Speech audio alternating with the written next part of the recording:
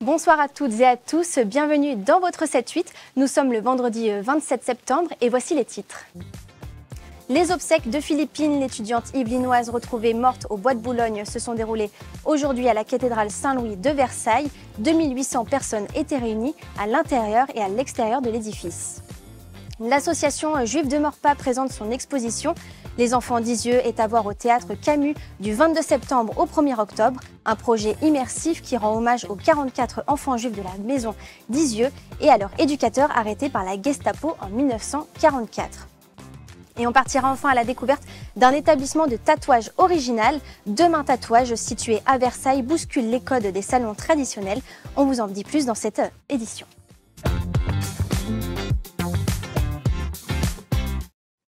Un crime odieux et atroce, ce sont les mots d'Emmanuel Macron pour qualifier le meurtre de Philippine.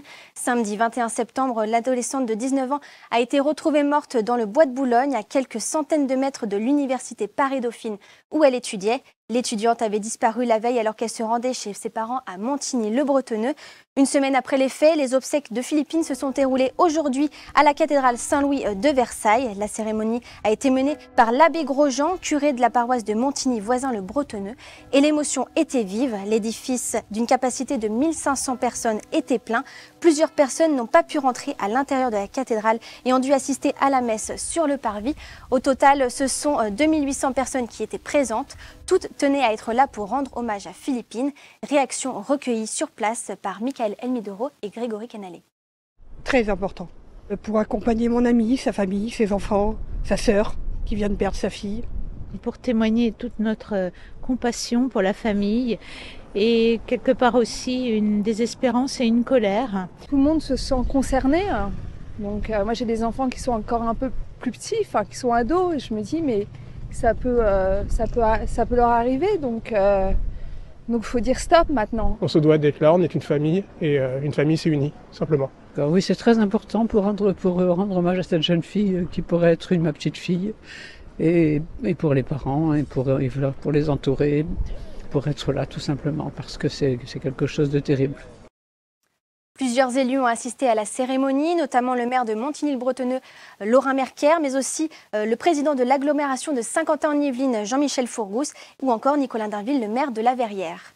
À l'issue de la messe, l'adolescente a été inhumée au cimetière de Montigny-le-Bretonneux, seulement en présence de la famille. Pour rappel, dans cette affaire, un suspect a été arrêté mardi dernier à Genève, en Suisse, et une enquête a été ouverte pour viol et homicide.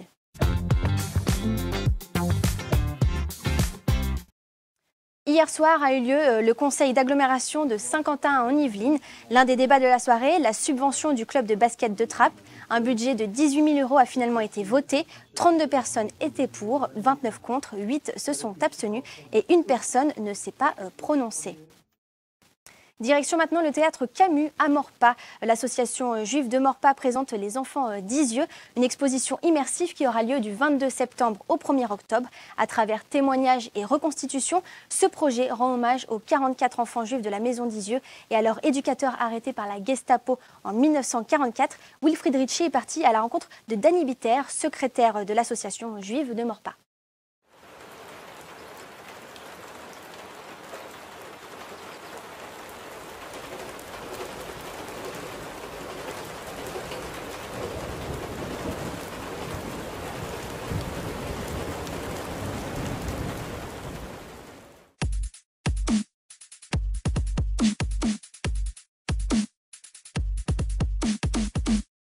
Nous travaillons dans notre communauté juive à Maurepas beaucoup sur le travail de mémoire. Il y a vraiment un travail de mémoire qui est réalisé.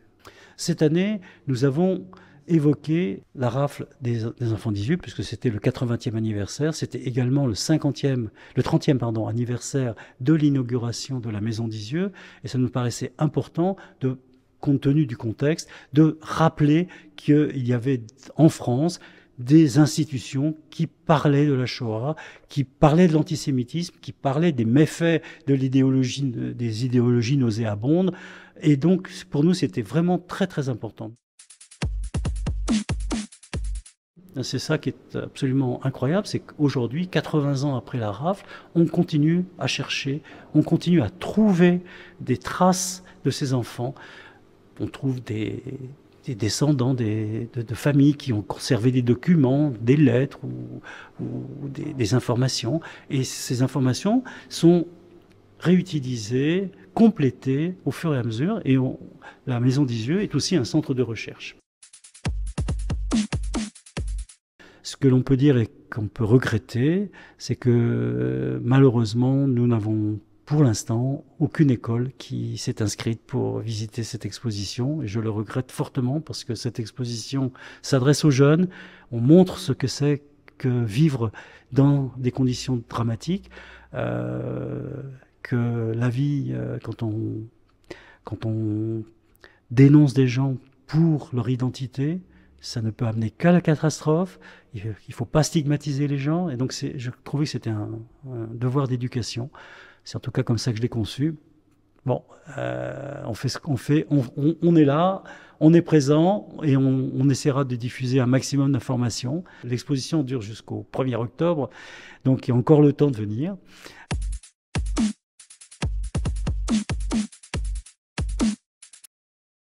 Il y a un autre événement à ne pas manquer, la foire de Chatou ouvre ses portes aujourd'hui et durera jusqu'au 6 octobre sur l'île des Impressionnistes.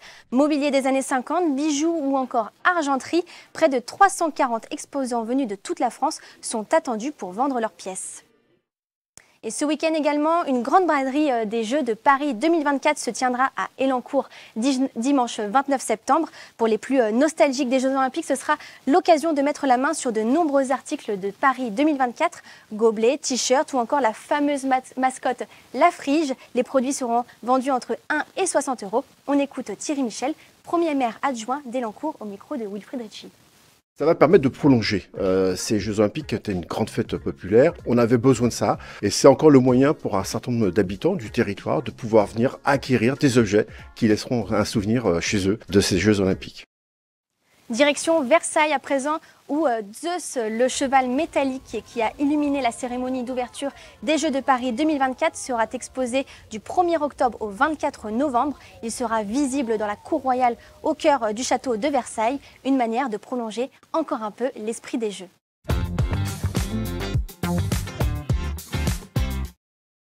Et puis on termine cette édition avec cette belle découverte. Demain Tatouage n'est pas un salon comme les autres. Situé à Versailles, l'établissement bouscule les codes des salons de tatouage traditionnels. Un reportage de Gabriel Gontier.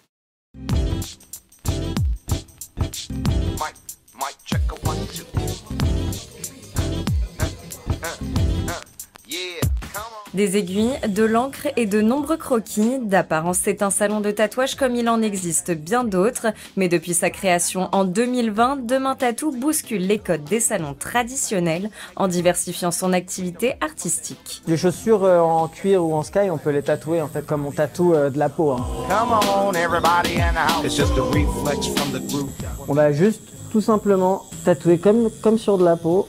L'idée c'est de en fait créer des objets qui sont uniques. Et il n'y a pas que les chaussures que l'on customise ici, c'est également le cas avec cette planche de skate ou encore ses vêtements, puisque le salon dispose de son propre atelier. Donc ici on est dans notre partie atelier, c'est là où on crée nos t-shirts. On va juste appliquer l'encre sur le cadre, tout ce qui était en blanc va être en rose. Et voilà, on a notre t-shirt. L'objectif du salon pour ses deux fondateurs, permettre aussi aux non-tatoués de s'approprier une œuvre réalisée par les artistes. Plus qu'un salon, il s'agit d'un concept qui rassemble autour de nombreux événements comme des expositions, des soirées ou même des brunchs.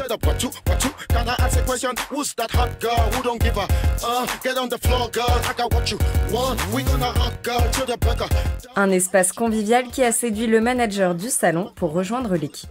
Ils sont artistes de plusieurs façons, quoi. Donc ils ont toujours voulu proposer des toiles, du custom, tout ça. Dans tous les cas, dès le début, c'était pas du tout orienté que vers le tatouage. Mais le cœur du concept reste le tatouage corporel. Ici, c'est la renommée des 7 tatoueurs qui ont fait la réputation du salon. Et il faut parfois attendre plusieurs semaines pour passer sous l'aiguille des artistes. Yeah, you can't hold me down. Donc ça, c'est le stencil. En fait, c'est comme un tatou malabar qu'on va coller sur la peau. Ça va nous donner les traits principaux. Ok, c'est parti. Il faudra maintenant une demi-journée à François pour réaliser ce modèle réaliste sur son client.